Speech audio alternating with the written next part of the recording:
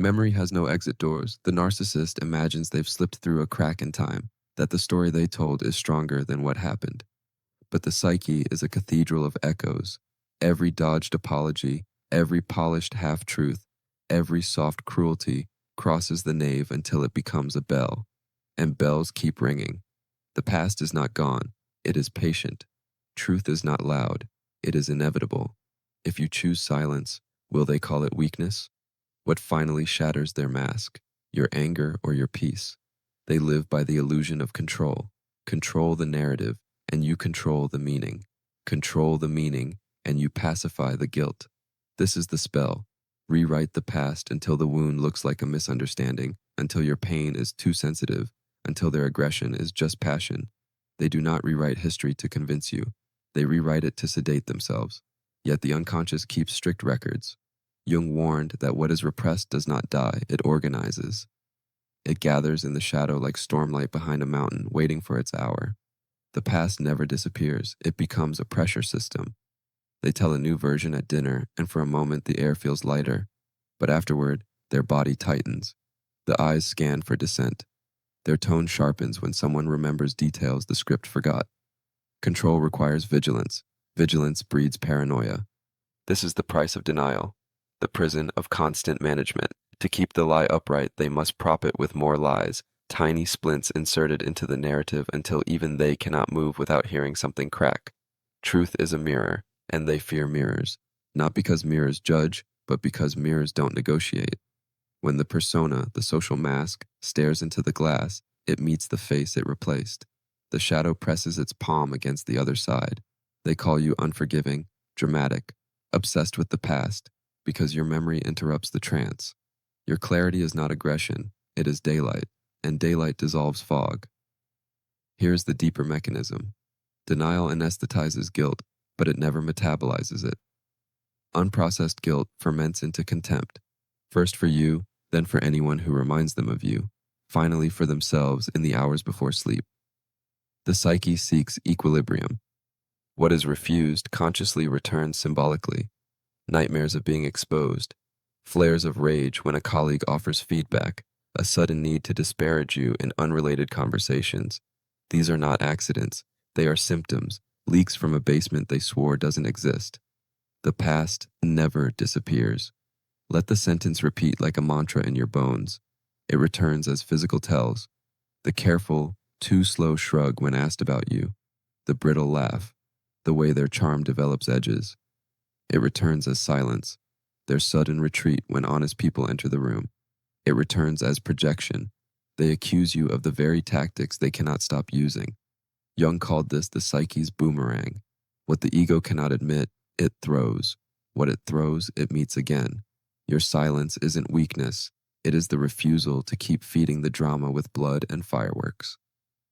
Narcissistic systems run on reaction. They require you to explain, defend, plead, or explode. The more noise you make, the more material the story has to reshape. But when you step out of the theater, when you stop auditioning for the role of the difficult one, their script loses oxygen. Control without an audience is only anxiety with better lighting. Notice the contrast. Their chaos versus your center. They circle the past like a guard pacing a fence line. You sit with it like a gardener tending soil, hands deep in what is real. You do not need revenge to balance the scales. You need truth to hold its posture. Truth has time. It doesn't chase. It reveals. In the end, illusion demands more energy than reality. You heal and your nervous system grows quiet. They curate and their nervous system grows crowded. The difference will widen. It always does. Because the psyche is a moral organ, not in a punitive sense, but in the sense that it seeks coherence. Where there is contradiction, it will ache until something aligns. Either they tell the truth, or the truth tells them. Stay with me. Next, we'll enter the cost of denial, the anxiety, isolation, and inner collapse it breeds, and why your calm, not your fury, is what they secretly fear. Denial always begins as self-protection and ends as self-betrayal. What starts as an escape from guilt becomes a lifelong sentence to anxiety. The narcissist believes that if they can silence the truth long enough, it will decay into irrelevance. But truth doesn't rot. It waits. It grows through cracks in the persona like ivy reclaiming stone. Jung wrote that whatever we resist in ourselves returns magnified, dressed in new faces, new conflicts, new sleepless nights. They can block your number, but not their dreams.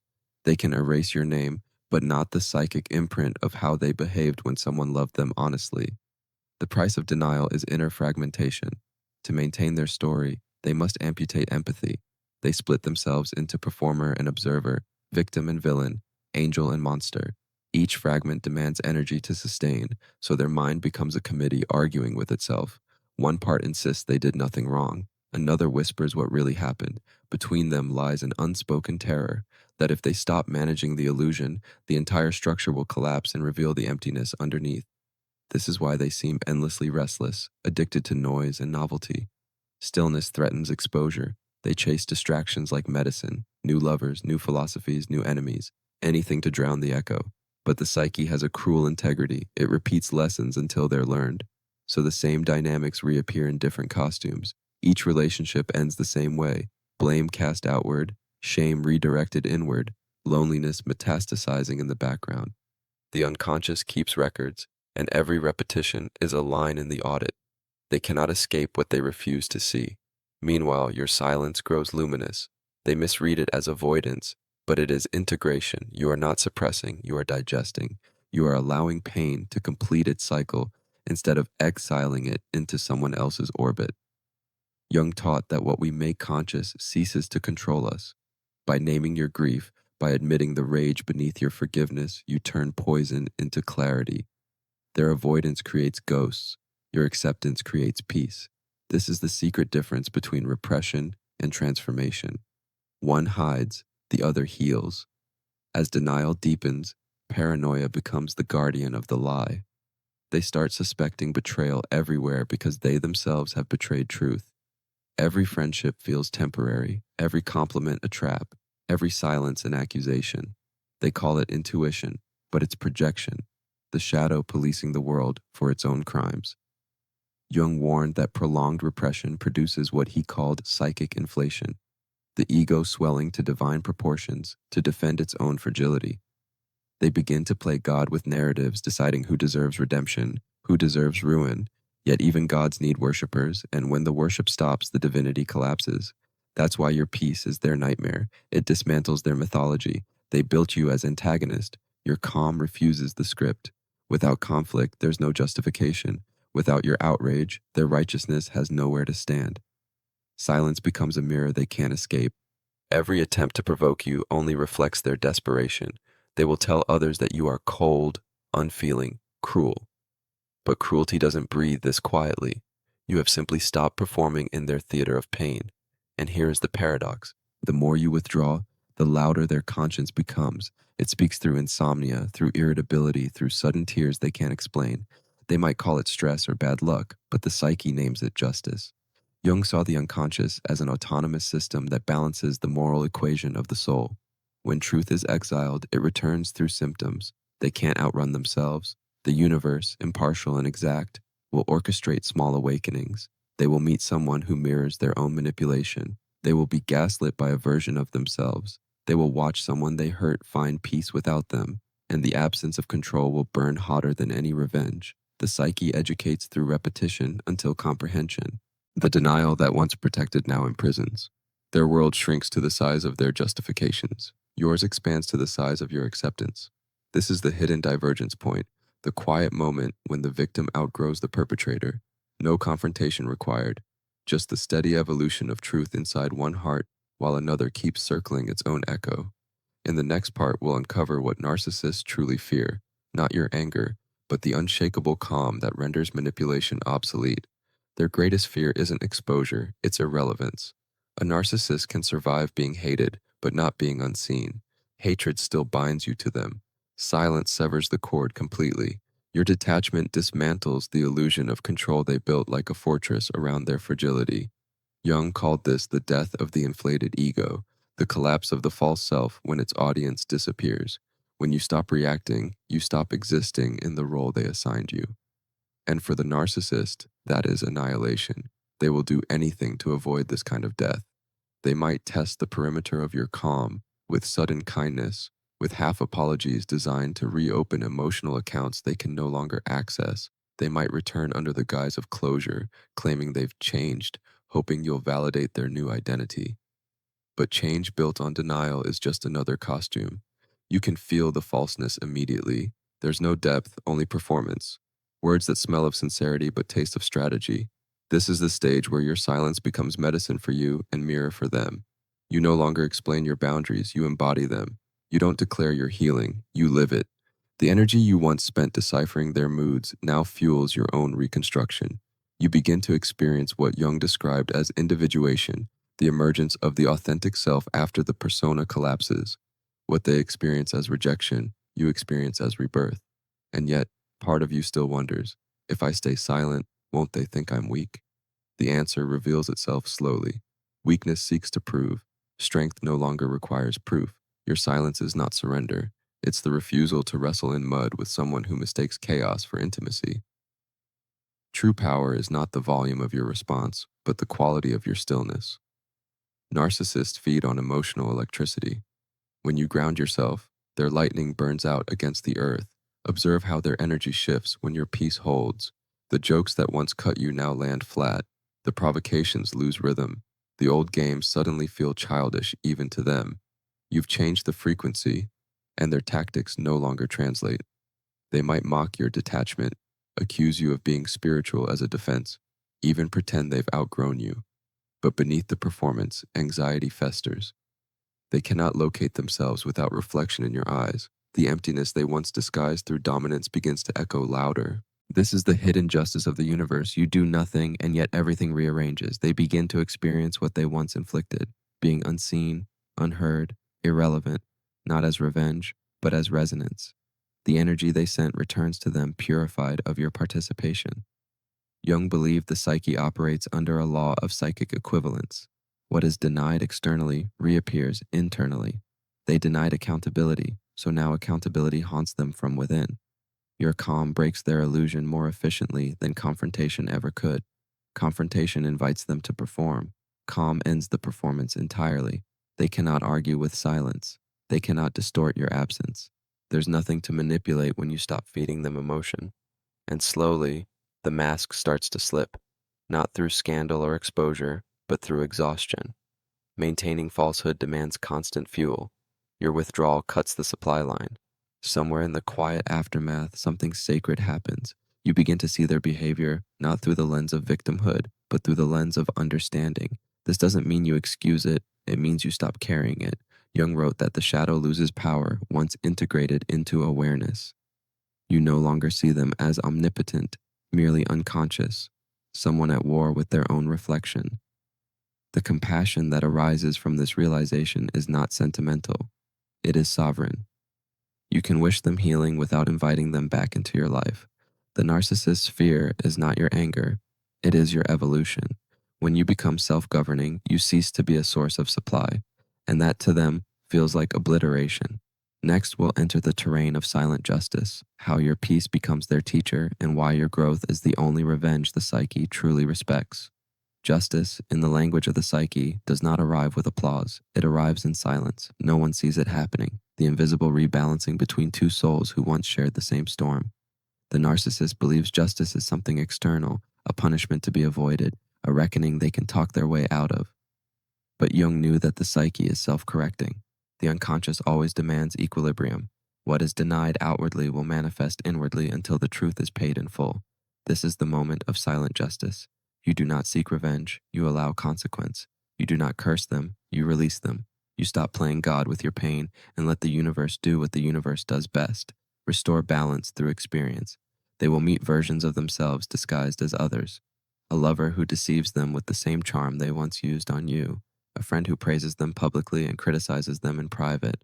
A workplace that mirrors their manipulation back to them through authority figures who remind them of themselves.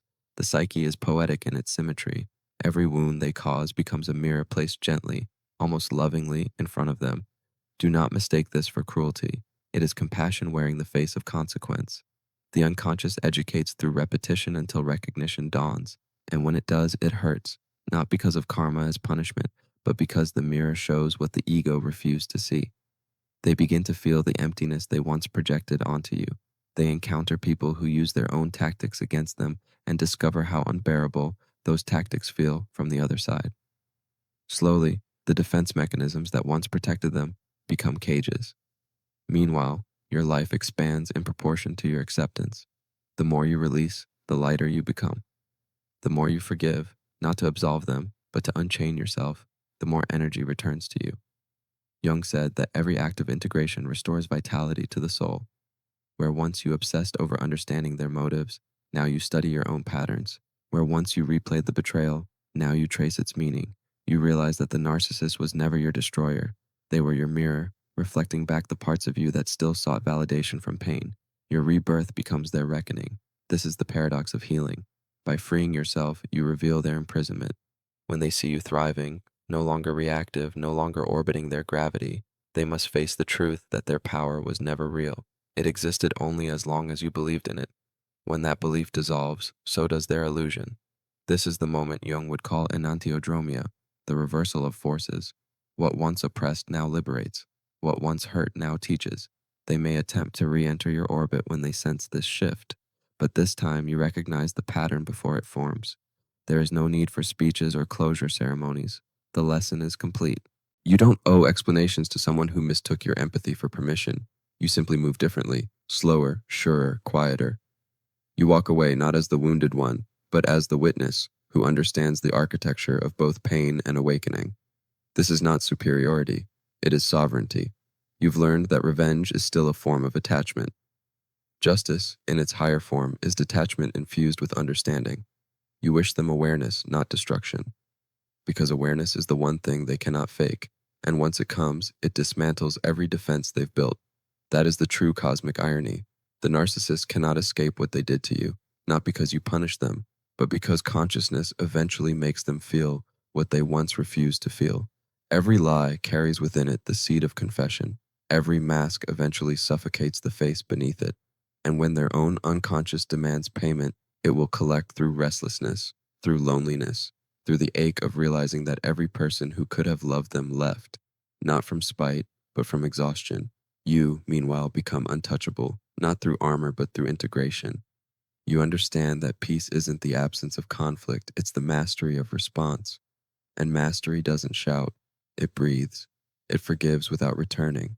It walks away while blessing the lesson. In the final part, we'll bring the journey home, to the quiet place where your silence becomes prophecy, where truth reveals itself without words, and where you finally answer the questions we asked at the beginning. The final act of healing is not about triumph, it's about truth. Not the performative truth we post or declare, but the wordless kind, the one that simply is. This is where your journey ends and begins again, the place beyond reaction, beyond needing them to understand. Here, your silence becomes a language the universe speaks fluently. You no longer need to prove what happened, because reality itself is testifying through your peace. Remember the first question we asked. If you stay silent, will they think you're weak? They will, for a while, because their world is calibrated to noise, to control through attention. But eventually, the silence they mocked begins to echo inside them. It doesn't accuse, it reminds. Every time they speak your name to distort it, the air carries back the sound of your calm. Every time they try to reframe history, the truth flickers behind their eyes before they can finish the sentence. Silence becomes omnipresent, a quiet verdict that follows them, not as punishment, but as memory. And the second question, what shatters their mask, your anger or your peace? You know now. Anger feeds the fire. Peace removes the oxygen. Your calm is not passive. It's the highest form of self-governance. When you refuse to dance to the rhythm of manipulation, their music ends. They cannot survive in a space that does not revolve around them. The mask cracks under the pressure of your indifference. Because indifference is truth, unafraid of being misunderstood. There comes a moment when they realize the worst has happened, not that you hate them, but that you no longer care. Hatred is still a conversation. Indifference is the end of language. It's the psychological death Jung described when the inflated ego meets its own emptiness and finally confronts the void it spent years projecting onto others. This confrontation is not yours to witness. It unfolds privately, in their insomnia, in the moments between distractions, in the mirror they now avoid. You, on the other hand, have crossed the invisible threshold of individuation. You've faced your shadow without making it someone else's fault. You've metabolized pain into perception, the very traits they once exploited. Your empathy, your tenderness, your capacity to reflect have become your crown. You are no longer the mirror they distorted themselves in. You are the light that renders distortion impossible. This is where the story turns sacred. Because real justice doesn't destroy, it transforms. It turns the survivor into the seer, the wound into wisdom, the silence into song. Your existence becomes the proof that their narrative failed. You no longer need closure because closure is what you become when truth finally lives in your bones. The past stops defining you, not because it's forgotten, but because it's integrated. What once chained you now grounds you. The narcissist cannot escape what they did to you, not because you cursed them, but because you grew from it. And growth is irreversible. It forces everyone involved to face the new landscape you embody. The universe has no interest in revenge. It is far more poetic. It allows you to bloom so fully that those who once dismissed you are left staring at a garden they can never enter again. And so the story ends not with retribution, but revelation. They remain trapped in the narrative they wrote, rehearsing the same roles with different faces. You step out of the theater entirely, into sunlight, into truth, into yourself. This is what Jung meant when he said that the unconscious seeks wholeness, not happiness. Wholeness demands that we lose what was false to gain what is real. You have done that. You have turned suffering into structure, chaos into clarity, silence into sovereignty. You have proven that the most powerful sound in the universe is peace after pain, because peace means the lesson is learned and the soul is free. This is Psyche Thera, and your journey is just beginning.